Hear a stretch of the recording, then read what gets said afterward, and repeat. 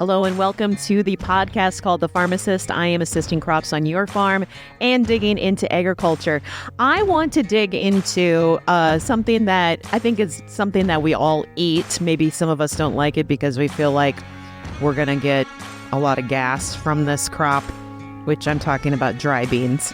You know, the grade school ditty about beans, right? The more you eat, the more you toot. Well, they may make you toot, but beans are something to toot about too. So I'm going to toot on that and dig into agriculture and talk about dry beans production and also this high protein crop. So with that, let's dig in.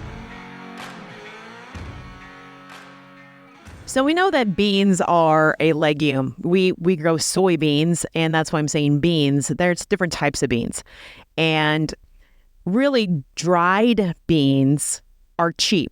They're easy to store. They're long-term use. They're very, very high in protein. They have an excellent source of fiber. And I want to talk about dry beans because I, for one, I'm 50 years old. And I don't know why, but my cholesterol is just totally out of whack. And I do not eat fast food. It's not hereditary. I don't think I'm overweight, but my cholesterol is like through the roof. And my LDL is high. And it's just like, what the is going on? I don't know. So anyway, I've been researching more dry bean recipes and that type of thing. But I also, I know a lot of farmers that grow dry beans, and I think they're a very, very interesting crop. And they take a little more work to grow. But let's dig into what a dry bean is. The dry bean is, and you get them called northern beans.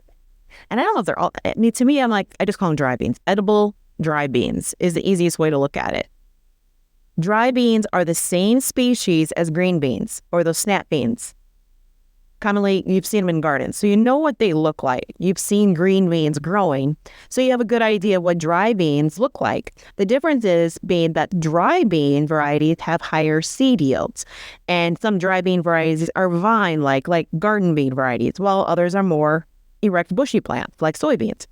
But dry beans do not grow as vigorously as soybeans, so they only reach about 18 to 24 inches high. The pods contain 2 to 4 seeds. They're those longer pods like a green bean. So there's more length on that stem. So the dry bean average about 22% protein in that seed, and the amino acid profile of dry beans complements that of corn and other cereal grains, which is why the corn bean diet was so standard with Americans. I mean, dry beans are sold in a variety of forms. There's Great Northerns, there's navy beans, there's mixes of beans that are most likely sold as a whole seed. So really, you think about it, instead of your green bean and you harvest it when it's fresh and it's soft, you just let that bean go until it's fully reproduced, until it's a hard seed, like we grow soybean seeds for soybean oil. That is a dry bean.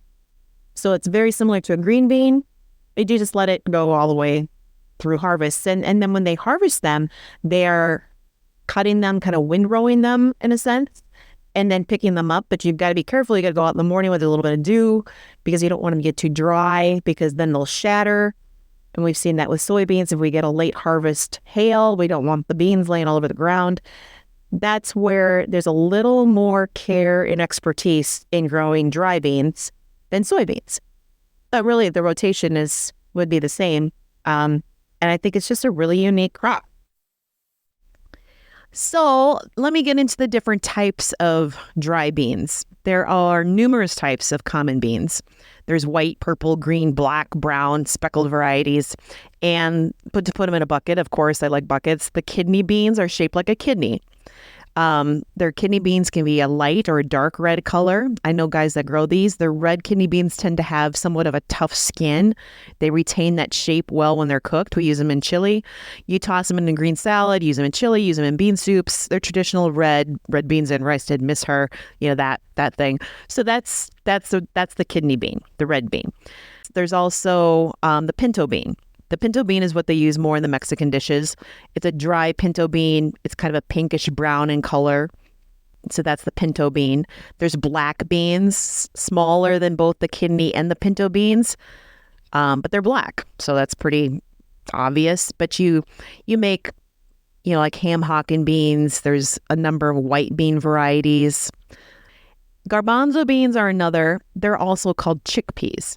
Garbanzo beans are from a different genus than the common bean, and these legumes are much more round in shape than the kidney beans, the pinto beans, the black beans. They're a light brown color. Garbanzo beans are all first purchased in cans, but they can be dried too. So if you put them with like kidney beans or fresh green beans, you can make a 3-bean salad. That's kind of what you do with garbanzo beans. And then you have the category of lentils. Use them similar for cooking. Lentils are much smaller than beans, and they're shaped like a small round disc. They're about 1/8 of an inch in diameter.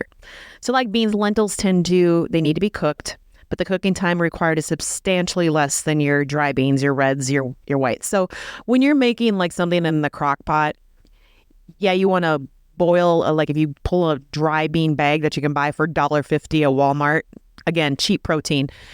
But you've got to take that bag and you've got to soak those beans for overnight, 8 hours plus. And then you have to cook them. You can't really throw them in the crock pot. They don't get completely cooked in a crock pot. You have to boil them and they get really frothy. But you've got to boil them for another hour, hour and a half. Want to have beans that are undercooked, because then you will have gas or you could have intestinal problems. So make sure that your wife's not doing that. You got to make sure that the beans, if you're getting them in a dry bag, that you soak them and you cook them. So a little bit about where dry beans, or I call them a dry bean. I guess you could call them a dry edible bean, the northern bean. That's where all these beans get thrown into buckets of beans. But really, North Dakota is a leader in the dry bean production, followed by Michigan, Minnesota, Nebraska, Idaho. And it's picking up. I think they're picking up acres. I think during COVID, there were a lot of guys, people looking for a different source of protein. I know a lot of them do get shipped overseas. I know there's in Morris, Minnesota, there's a hub. Wisconsin, over by Eau Claire, there's a hub. So you got to have a place to take the beans. Personally, I would love to grow dry beans, but we have heavier soils, and they do like a little bit lighter ground, so they don't get that white mold and diseases that they could be prone to. But there's a lot more labor involved with dry beans versus a soybean that we grow. Post a video that I took of harvesting dry beans just so you guys can see it, because I've worked with some farmers that grow this unique crop, and I think there's a lot of here's a funny story. When I was working with these guys, I took them dry bean brownies. I can't remember if I told them they were dry bean brownies or not. So instead of flour, I used black beans and used that as the flour. And they're actually like a fudge. They are fantastic. I'll link the recipe for that too if you're listening. And trust me, I know your mind goes to, that's going to make me have gas in the combine all day. But honestly, what's causing that gas is a phytic acid. So even if you take a can of beans, that just rinse them off, you get rid of some of that.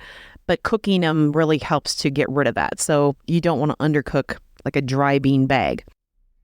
So don't give beans the bad rap. The bad rap is the phytic acid that it's causing, because maybe you didn't rinse the can of beans very well. And that's, you see that foaming stuff. Get rid of that. Just rinse, and you should have a lot better. You won't have those problems. Not saying that beans are not going to cause gas, but seriously, try out my recipe. I'll put the link down below for the dry bean brownies. And follow me on social media. I have a TikTok video that I'm going to link also that shows the harvesting of dry beans with farmers, so that you can see what it looks like.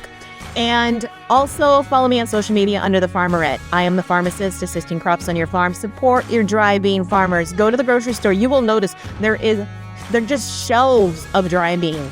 Cans, bags, your choice. They're kind of fun. They're colorful. They're fun. They're full of fiber. They're full of protein.